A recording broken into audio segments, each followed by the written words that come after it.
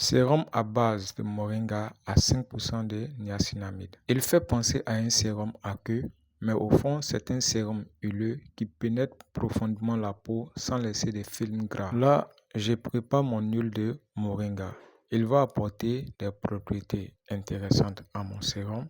Pour maximiser les propriétés de moringa dans mon sérum, au lieu d'utiliser de l'eau simple, je vais préparer une infusion de moringa.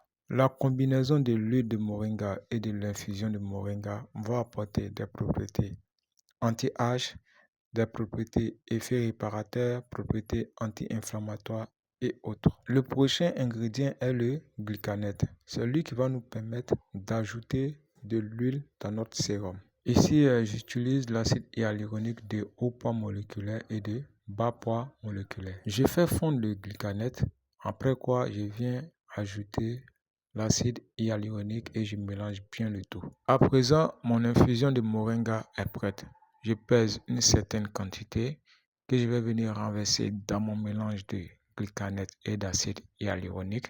Je mélange bien.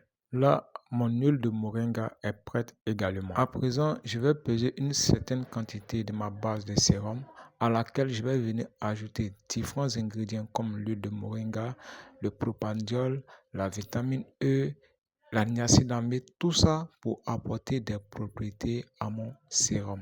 Un sérum, bien qu'il soit huileux, doit être capable de pénétrer profondément la peau sans laisser de fils gras. Car après l'application d'un sérum, qu'il soit huileux ou aqueux, on doit avoir la possibilité derrière d'appliquer une crème. À présent, je vais venir ajouter la niacinamide à hauteur de 5%. L'incorporation de la niacinamide dans mon sérum est une étape très délicate. Pour qu'il soit fonctionnel et joue son rôle de façon efficace, il faut qu'il soit dans un pH bien défini. Ici, le pH de mon sérum est de 6,39, ce qui est très bon pour que la niacinamide soit efficace. Le livre sur le bon dosage et la bonne utilisation des actifs éclaircissants en cosmétique va vous aider grandement. À la page 130 de ce livre, on aborde l'utilisation de la niacinamide. Comme vous pouvez le lire dans ce passage, le pH optimal de la niacinamide se situe entre 5 et 6,5. Aussi, dans ce livre, les différents pourcentages d'utilisation de la niacinamide